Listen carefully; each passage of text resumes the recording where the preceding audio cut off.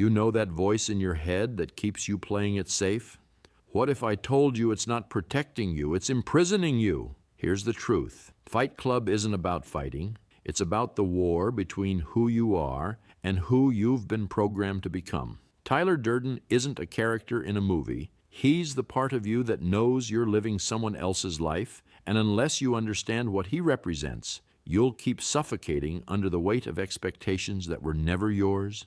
It's like being trapped in a job you hate, a relationship that drains you, a life that looks perfect on the outside while you're dying on the inside. But here's what the movie actually reveals. Your mind has been weaponized against you. When you understand how this works, you realize you've been fighting the wrong enemy. You can keep numbing yourself with purchases and distractions, or you can wake up.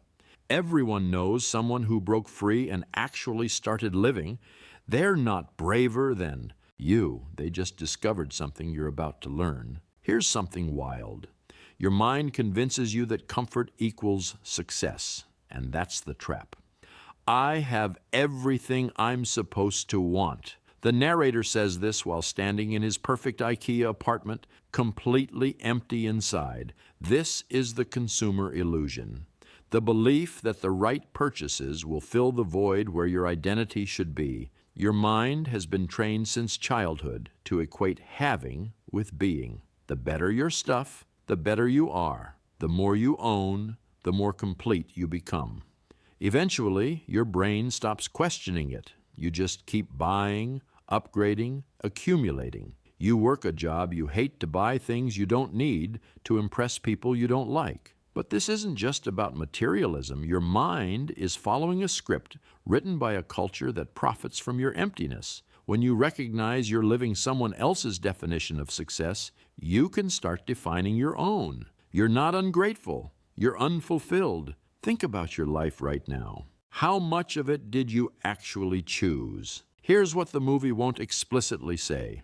Tyler Durden exists because the narrator killed who he really was to become acceptable. Every aspect of yourself you suppress doesn't disappear. It goes underground and gains power. Maybe your true self is creative, but you became an accountant because it's practical. Maybe you're adventurous, but you settled for safety because that's what's responsible. The narrator spends years being polite, cooperative, and successful, but the payoff is complete psychological annihilation. Tyler emerges because repression always demands expression. The shadow self you've been denying will eventually take control. You attend another meeting you don't care about, saying things you don't mean. You swear you'll quit, but the payoff is avoiding the terror of uncertainty. The comfortable prison continues because facing freedom feels more dangerous than staying trapped. When you identify what part of yourself you've been killing to fit in, you can resurrect it consciously. Being authentic doesn't require destroying your life. You can reclaim yourself without the chaos. Examine your life.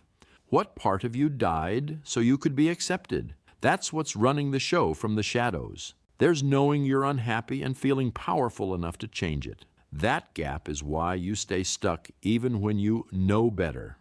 The narrator knows his life is meaningless. He jokes about it. He's self-aware enough to see the problem, but intellectual awareness lives in your thinking mind. Real change requires your body, your emotions, your entire system to align. You know you should leave the relationship, quit the job, move to the new city, but when the moment comes, you freeze. Knowing and doing are separated by the action gap. This gap exists because understanding something doesn't automatically give you the emotional resources to act on it. Your thinking brain says, "This life is killing me," but your survival brain says, "This is familiar," and familiar equals safe. The known misery wins every time. To close this gap, you need to build emotional tolerance for uncertainty. That's what Fight Club actually does for the narrator. It's not about violence, it's about proving to himself that he can survive discomfort. The moment of transformation isn't when you understand the problem. It's when you're willing to feel the fear and act anyway. Practice tolerating small discomforts. Each time you choose growth over comfort, you're rewiring the system. Eventually, freedom becomes more familiar than the cage. Every false life has a breaking point, a sequence of events that leads inevitably to collapse. The narrator's insomnia isn't random. It's his psyche screaming that something is catastrophically wrong, but he doesn't listen. He medicates, attends support groups, tries to manage the symptoms while ignoring the disease. Your breakdown doesn't start when you fall apart. It starts with that first moment you betrayed yourself and pretended it was fine. Then you betrayed yourself again and again. By the time you're in crisis, 100 micro-betrayals already happened. When you identify your early warning system, you can intervene before the explosion. Your body knows the truth before your mind admits it. The exhaustion, the anxiety, the numbness, these aren't problems to fix. They're messages to decode. Map the last time you felt truly alive. What happened between then and now? You'll see the chain of compromises. That chain shows you exactly where you abandoned yourself. The earlier you listen, the gentler the wake-up call.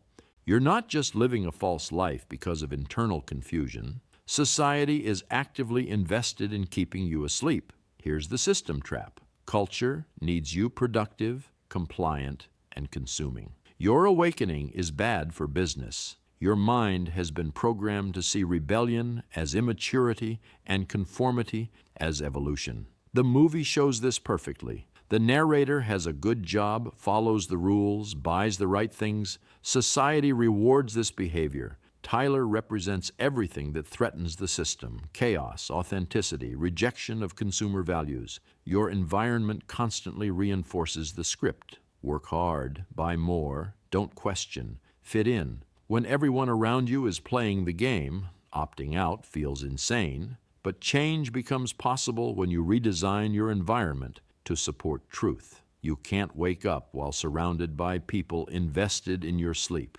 Want to stop living someone else's life? Change who you spend time with. Environment changed. Identity changed. Look at your life. Who benefits from you staying exactly as you are? Liberation requires new surroundings, new voices, new possibilities. The deepest reason you stay trapped is identity. You've built a story about who you are, and your mind will defend it to the death. I am Jack's complete lack of surprise. The narrator identifies with his own numbness. This isn't observation, it's identity, and your brain treats identity like sacred truth. You say, I'm just not the type of person who takes risks, so you keep choosing safety and calling it wisdom. But you're not discovering truth. You're creating it through repetition. Your identity becomes a self-fulfilling prophecy. When you realize identity is fluid, chosen, and changeable, you become free to reimagine yourself. Tyler doesn't just appear. The narrator chooses him. He gives himself permission to become someone different. I'm becoming someone who lives authentically. Now your mind looks for evidence of courage instead of evidence of limitation. What identity are you defending by staying small? What new identity could you choose? You're not stuck with who you've been. You're deciding who you're becoming. Your mind treats your future self like a stranger. That's why you keep choosing comfort now over freedom later. The narrator knows his life is meaningless, but right now it's comfortable, predictable, safe, future fulfilled. Self seems abstract and impossible. Your brain always chooses the immediate option. You know staying in this life will crush you eventually, but right now you have health insurance and a retirement plan. Future, authentic you seems like someone else's concern. To bridge this disconnect, you need to make the cost of staying asleep feel present and real. Tyler does this violently. The chemical burn that forces presence, the demolished apartment that eliminates retreat. You don't need destruction, but you do need honesty. Before you choose comfort again, pause and vividly imagine 5 years from now. Still here, still numb, still pretending. Make that future real enough to hurt. When you connect emotionally with your future self, you start making choices that serve, your actual life, not just your immediate comfort. Who do you want to be 5 years from now? That person is being created by the choice you make right now. Here's the cruelest irony. The shame you feel about your wasted life actually keeps you wasting it. Shame doesn't motivate transformation, it paralyzes it. Every time you recognize your own inauthenticity and then attack yourself for it, you're deepening the wound. You realize you've been faking it for years and spend the day calling yourself a coward and a fraud. Now you feel worse, so you retreat deeper into the comfortable lies, which means more inauthenticity, more shame, more paralysis. Shame creates the emotional state where change feels impossible. When you replace shame with curiosity, everything shifts. Interesting, I've been performing instead of living. What was I afraid of? What can I learn? Curiosity opens possibilities. Shame closes them. You can't hate yourself into authenticity. You can only evolve from a place of self-compassion. How do you talk to yourself about your unlived life? That conversation determines whether you'll ever actually live it. Here's what Fight Club gets dangerously right and wrong. You can't destroy your way to freedom, but you also can't think your way there. The movie shows the narrator's transformation through escalating violence and chaos. Project Mayhem becomes its own tyranny, a different prison with different rules. This is the liberation trap, believing that destroying the old system automatically creates something better. Real transformation isn't about demolition, it's about integration. Tyler and the narrator aren't enemies. They're fragments that need synthesis. You don't kill the part of you that wants stability. You don't kill the part that wants freedom. You find a way to honor both. When you recognize that all parts of you have wisdom, you stop waging war on yourself.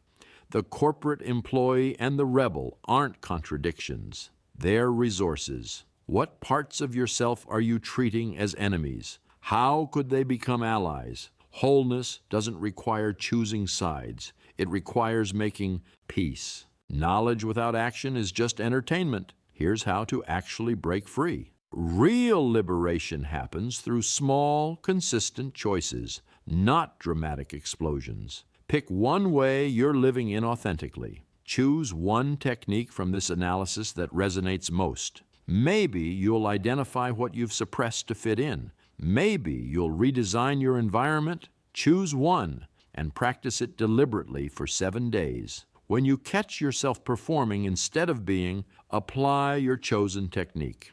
Each time you choose truth over comfort, you're building a new pathway. Start tiny. If your lie is staying in a soul-crushing job, don't quit tomorrow. Just stop defending it. Stop pretending it's fine. That's progress. Honesty compounds. The person who lives authentically, they're not superhuman. They've just practiced choosing truth until it became automatic. You can too. Everyone performs until they learn to be. Now you have the tools. Think about who you'll become when you're no longer living someone else's life. That version of you is possible. The exit ramp is right here.